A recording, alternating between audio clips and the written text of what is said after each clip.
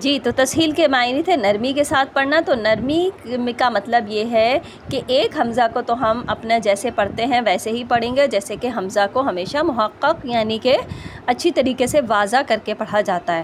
لیکن یہاں پہ جو دوسرا حمزہ ہے، یعنی کہ دیکھیں یہاں پہ دو حمزہ ہیں، تو دونوں حمزہ کو ویسے تو چاہیے کہ محقق پڑھیں یعنی کہ بالکل واضح کر کے. تو کس طرح پڑھیں گے؟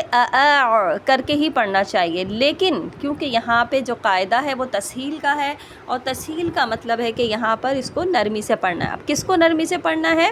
یہاں دوسرے حمزہ کو نرمی سے پڑھنا ہے. ایک کو تو محقق پڑھنا ہے لیکن دوسرے کو نرمی سے. تو ہم کس طرح پڑھیں گے؟ ایک کو ہم جیسے اور پھر ایک کو ہمیں باہر نکالنا ہے، ایک کو ہمیں اندر لینا ہے. ٹھیک ہے، یعنی ایک کی آواز کو ہم باہر نکالیں گے اور دوسری آواز کو ہم اندر لیں گے. یعنی ایک کو باہر نکالنا ہے، ایک کو کھانا ہے. ٹھیک ہے، ایک کو اگلنا ہے اور ایک کو نگلنا ہے.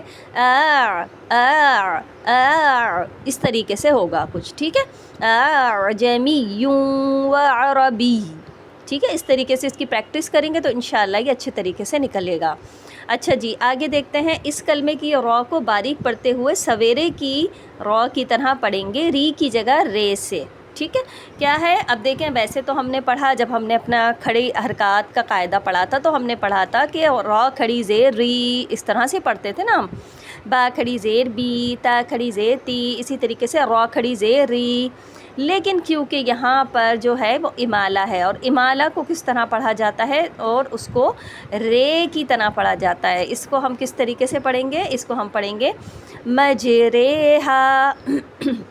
ٹھیک ہے، قرآن مجید میں صرف یہ ایک ہی لفظ ہے جس کو ہم سویرے اور قطرے، یعنی سویرے جس طرح پڑھا جاتا ہے وہ را زیر ہوتا تو ری ہے، لیکن وہ پڑھا کس طرح جاتا ہے؟ بڑی یہ کے ساتھ رے کر کے پڑھا جاتا ہے. اسی طریقے سے اس کو بھی مجرے رے پڑھیں گے، مجریہا نہیں پڑھیں گے، اس لیے کہ اس میں امالہ ہے. ٹھیک ہے، تو اس کو کس طرح پڑھیں گے؟ مجریہا، اس طریقے سے.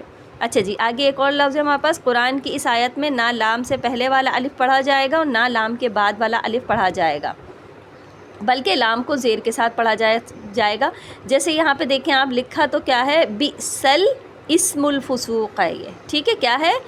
دیکھیں یہاں پہ سین لام زبر سل، حمزہ سین زیر اس، بئسل اس، میم لام پیش مل. اسی طریقے سے ہم پوری ہجے کریں گے. لیکن کس طرح پڑھا جائے گا؟ بئس الاسم الفسوق، یعنی اس حمزہ کو بھی نہیں پڑھیں گے، اور جو یہ لام الف زبر لا والا حمزہ ہے اس کو بھی نہیں پڑھیں گے، بلکہ ہم کیا کریں گے؟ لام کے نیچے زیر لگائیں گے، بئس الاسم الفسوق.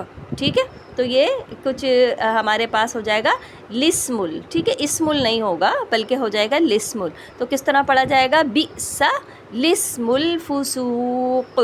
ٹھیک ہے، مجھے امید ہے کہ آپ کو یہاں تک اچھی طرح سمجھ میں آ گیا ہوگا. السلام علیکم ورحمۃ اللہ وبرکاتہ.